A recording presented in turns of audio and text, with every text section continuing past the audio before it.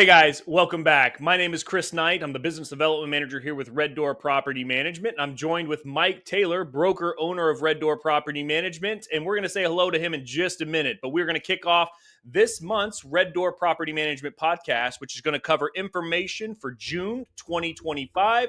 We're going to have segments like our economic updates for June 2025. We're going to have this month's question of the week, which is a highly informative segment on how to ask the proper question when you are looking for your next property management company. And then also we're going to do our market update, which is going to go over the sales and rental data for June 2025. So you know what's going on in your local markets. And then, of course, we're going to wrap up this podcast with our market in a minute, which is just an easy, consumable little segment for you to consume what's going on in your local market. Well, in a minute. Mike, how's it going? It's a pleasure to have you. Excellent, Chris. I am doing amazing. It is, we are like at the beginning of July. It's July 3rd today. We're recording on July 3rd. It is the height of leasing season. Everything is busy. It feels good. It's sunny outside. Man, it's great. Everything is busy. My AC won't shut off. And Europe, I think Europe's on fire right now. If I'm not mistaken, they are like having the hottest weather ever to be recorded. And Yep. then, as Mike knows, I like to throw in some personal segments here, or some personal information, which he's not always a fan of. But here we go. So what I'm reading right now, okay, The Silent Patient. And I know that every viewer is going to be like, they know all about this book. This is like one of the most popular books in the world. All right, The Silent Patient. I told you I was reading The Fourth Wing, which is a mix. Well, it's like a Harry Potter, which isn't really Cool. my jam. I'm like thriller, psychology, and all that. Mystery needs to be in my books. Have you ever heard of The Silent Patient, though? I have not. No. Apparently, I live under a rock, Yeah. and no, I have not heard of that. I'm Find your way sorry to to a say. library. Find your way to a library. Pick up a book and expand your knowledge. Anyway, that's what I'm reading right now. I'm confident, like I say, that every viewer is going to know exactly what that book is. So be sure to leave a comment. Let me know. Have you read it? What do you rate it? Is it a good book or not?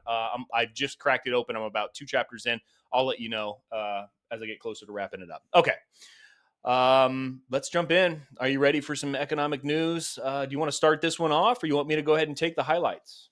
I'll jump in. I'll do one. You do one, and then I'll do one. So I've got two this month. One is local. The other one is national. Okay. Let me start with the local one. So we always talk about all of our submarkets. This is one that we have been talking about, one that's up and coming, and it's Lebanon. And there's so much activity out there. I feel like it's just such an easy pickings because there's so much going on there. But here we go again. Caterpillar, like the construction company.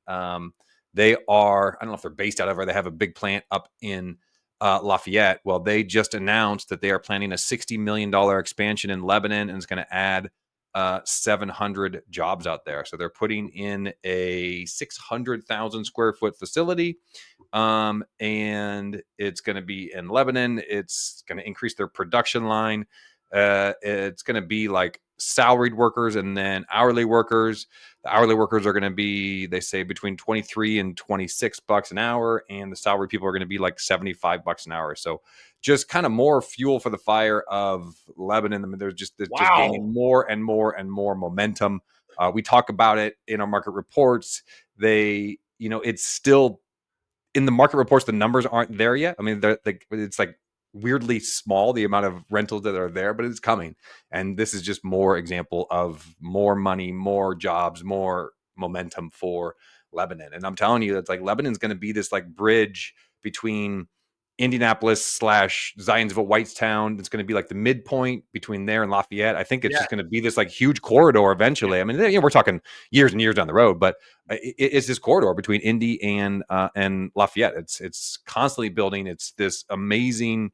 The freeways there are amazing. There's so much industrial that's in Whitestown, like that services like all of Amazon and things like that. There's just so much going on there that I think you're going to see it just from Whitestown to Lebanon, eventually just going to be booming.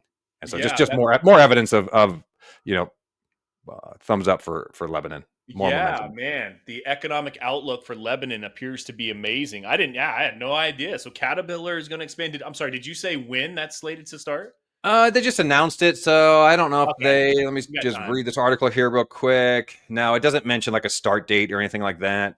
They just announced it, so I don't know. I don't have a timeline on it. Man, so if you're listening to this right now, be sure to check out the market reports, which I have not even glanced at this month's market report, but just speaking from the previous months, Lebanon has been a great area, affordable area is the word I'm looking for. It's been in a very affordable area right now with nothing but, like you said, a very positive economic outlook in comparison to a lot Yep. of the other areas. Which there's a lot of things happening around Indianapolis and surrounding suburbs, which I do feel, and I have nothing to back this up with other than just my own gut feelings. But I do feel like things are shifting. I think everyone has that feeling right now. Things are shifting a little bit, and in fact, that's going to take me into. Let me just the I look. You know me.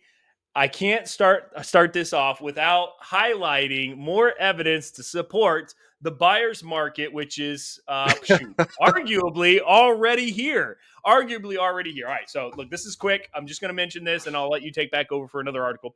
But this is provided by Axios for June of 2025. Their recent report that's come out as of April 2025, leading into June, 1,500 more sellers than buyers, creating a 21% surplus on the market.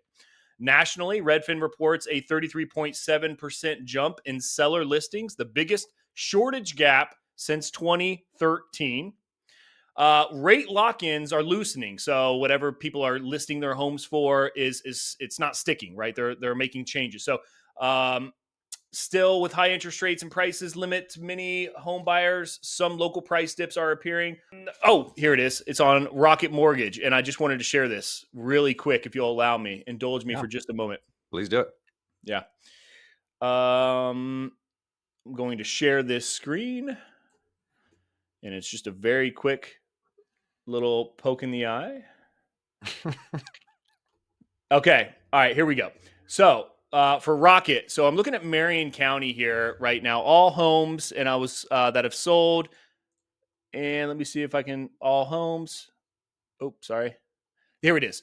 So the median home price that have sold is now ticking down 0.1%. Do you think that that's an indication that we are heading any closer to a buyer's market? Me? Yeah. Um, man, I still maintain it's. I still think it's slightly tilted towards a seller's market in going into a balanced market. And we could take a look. We're going to go over the numbers here in a little bit. For we have rental data and sales data. I think it's so hyper local that those national numbers don't honestly matter to a certain extent in our local market because I read those Well, articles all the that was time. Marion County. Yeah, but it was 0.1%, and it was Yeah, one well, month. I'm just, it's been I mean, true. this Hey, man, is we are on far our from way. the bottom falling out. You know what I mean? All right. All Point right. one. I, Okay. All I right. Let me go ahead. I will say there is a change in momentum for sure. But again, I still think it's leading to a balanced market. I think that the national trends that you're reading about, because you hear it on Zillow, there's a lot of talk about more supply, and there is more supply. It's taking Yeah. longer. There is more supply for sure.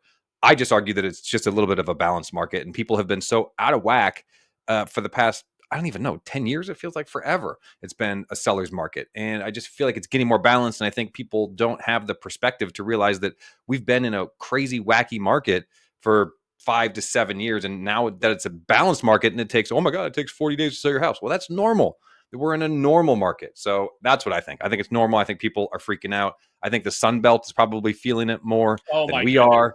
Oh, of Florida, course. Arizona, California, all those places are probably There it's a doom little and bit gloom. more warranted of those discussions. I think here in Indy, we're a little bit more insulated from that. And I think it's a little bit, again, more balanced. Yeah. Okay. All right. I'll accept your balance marker, but I do think it's inevitable that it's already shifting. There, it is more Yeah. of a quote unquote buyer's market. Whether you want to slap the label of a balanced market, it's going to, not only that, I mean, home builders are just really struggling at unloading properties right now. And this is what I wanted to kind of tail this into. And the reason that it wasn't just a poke in the eye, which it's probably a lame poke in the eye, like you indicated at 0.1%. But still, nonetheless, is that this is going to shift the market a little bit on the rental side, because when people can't sell their homes, and if, in fact, if you're one of those individuals who are struggling at selling your home, you should be looking at putting it up on the rental market, because when Yep. people aren't buying, they are still moving. So what are they doing? They're renting. The rental market is booming. You should be looking at hiring a property manager to look at the rentability of your property. Now, if you just purchased the property a year or 2 years ago, are you going to be able to cover all of your expenses on the property? Probably not. But especially if you're at a 6-7% interest rate. But are you going to be able to stop the bleeding because you took a job offer in California, but you're stuck with this property? You need to be looking at the possibility of renting this property with a reputable property management company. So that's what I wanted to dovetail that into. We're going to continue to monitor this. I'm going to continue to poke Mike right in the eye as this market continues to shift, as we shift more towards a balanced market. Yeah, if you're struggling at selling your property, let's have a discussion about what other alternatives that there are to you, rather than just taking a major hit and reducing the price in order to unload it. Now, if you'll allow me, let me just do some quick highlights. I know you have another article that you want to go over, but I don't want to be all doom and gloom here, because Zillow recently came out with another market forecast. I don't know if you caught this or not. Indianapolis is now ranked number 2 nationally and number 1 in the Midwest in Zillow's 2025 forecast, because they are still projecting that in Indianapolis that home prices are going to continue to tick up roughly 3.4% in 2025, fueled by affordability and rising incomes. And this podcast, fueled by And affordability, and this podcast. absolutely, we are single-handedly pushing the Indianapolis market without a doubt. I mean, no, I mean Indianapolis makes it easy, right? Because I mean Zillow is right. It is fueled by affordability, and I don't know about so much rising incomes, but as long as Caterpillar continues to build facilities here, then that is going to contribute to the incomes continually going up. So the market remains competitive and with limited inventory and high buyer demand. So Zillow's predicting nothing but highlights for the Indianapolis market. The other thing too, and this is not locally, this is nationally too, but I can't tell you how many articles I read a week, a month about the affordability gap for young or first-time home buyers. It's like almost impossible for a first-time home buyer to afford something right now, between the interest rates, between the prices. I mean, it's very, very difficult for a young person to be able to purchase a home. And so they kind of trend towards renting. Not the kind of they do. They absolutely do. And so we've talked about it for a long time, but it's just, we're becoming a nation of renters, and Yeah, the demand is just there because of the prices, because of that. And so, I mean, as an investor, it affects you too, also because yes, the prices are up. And to your point, can you cash flow? Well, maybe you can, if you have the low interest rate, but if you're trying to get into the market right now, maybe it's tough to cash flow for the first couple of years. But if you can weather that storm, well, first of all, you're going to have an amazing tax credit or a tax exactly. benefit there. So while let's just say you lose $100 a month. Well, if you account in for the depreciation and all of the tax benefit, I mean, and the appreciation, I mean, that adds up to 5, 6, 7, $800 a month at least. In other benefits that, again, if you can weather that short-term storm of the cash flow, in the Very long good. term, 2, 3, 5, 10 years from now, you're going to be laughing all the way to the bank. Yeah. Yeah, exactly. There are more ways, more advantages to owning real estate than cash flow. Yes. Yep. So very, very good point. So those are my highlights. What else you got? Cool. Actually, that last comment kind of dovetails into my next article, and I'm not going to get political about whatever, but Trump is just about to. It looks like this, what he's calling his big beautiful bill. Have you seen this? Oh my God! Yeah, have I seen I it? mean, Yeah. wow, he's really good at marketing there. But whatever, however you think about it, I don't care, neither here nor there. But what it looks like, it's passed the Senate, and I think it's going to the House, maybe even like today. It is. Yeah, in fact, yeah, one of the Democrats is on a 5-hour talking filibuster right now as we speak. Sure. So, I mean, there's a ton of angles we could take on this. I don't care to discuss one way or the other, but what I do want to discuss is how it will affect investors. And there's some really positive things that is going to affect investors if it passes as is. One of the biggest ones is, well, let me start with a small one, is the mortgage interest rate deduction will be made permanent. There was kind of some talks in the years past that they were going to try to like wane that out and that wouldn't be a thing anymore. So that would be now made permanent. Also, mortgage insurance premiums would now be deducted. I don't think that was allowed before. The biggest news, I think, for investors for real estate is the 100% bonus depreciation. And I don't want to get all tax nerdy and everything, but it does warrant a bit of a conversation here. So um, they phased this out. I think it was in the middle of being phased out over a 5-year period. So I'm not a tax guy, but this is my understanding of it. Okay.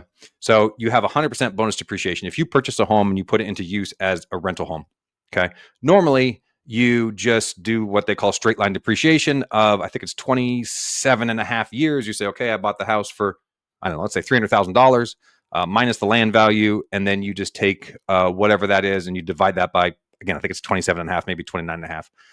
And then you just take that off of your taxes every single year. Well, what you can do now is you can do what's called a cost segregation study. Okay. And you can get these online. I did it a couple years back. I think you pay about $600 for this cost segregation study. You enter all the information about your house. And what it does is it goes through and it's kind of a sophisticated tax code way to accelerate your depreciation. So what it does, it says, okay, well, now it's not just divided by 29 and a half. It says, okay, well, you have carpet in there. Okay, well, your carpet is worth $5,000 and that's depreciated over 3 years or 5 years. You have a HVAC system in there that's depreciated over 15 years. And it really breaks down all the different components of your home. Okay. And so that's what a lot of people would do. So like it accelerates your tax depreciation. But with 100% bonus depreciation, you can segregate all of that out. Okay. And then you take it all off your taxes this year. So you can say like, it's like a lot of money that you can save on your taxes. Now it's tax deferred. Okay. So you're not paying taxes on it, but you are this year, you're saving on your taxes like tremendously. And so there's a thing out there. It's called the lazy Roth IRA or the lazy Roth exchange. I can't remember what it is, but anyway, it's like the way to just like constantly, if you're constantly purchasing and you're constantly investing, then you're constantly pushing that tax down the road.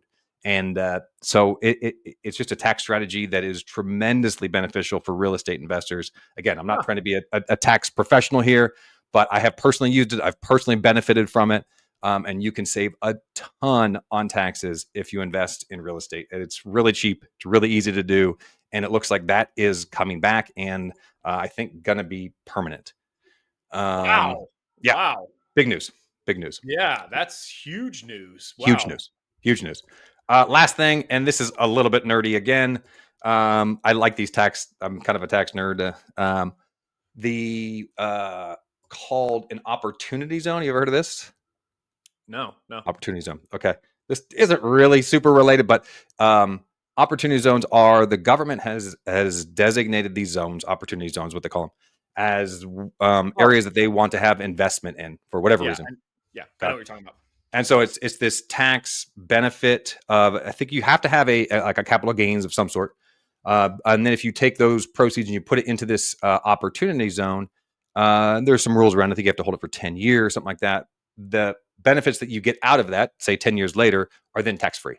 So it's a way to basically make your money tax free. So anyway, I don't want to get too much into that. That's not exactly what we're doing, but anyway, there's a lot of benefits for real estate investors in this new big beautiful bill, which it looks like is going to pass. Yeah. Okay. Yeah. I mean, yeah, the opportunity zones. I did see a report. It's probably a month or so ago, and there are some opportunity zones around Mhm. Marion County. So, yeah, Yeah, it is at least worth mentioning for sure.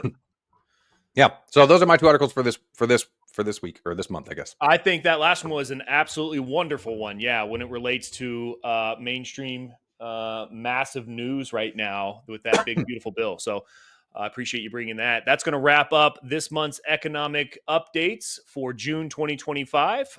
Be sure to check back in. We're about to get into this month's question of the week. And then, of course, we're going to dive into the market reports, which I know that everyone wants to stay in tune with. So check back in for those, and we'll see you when we get there.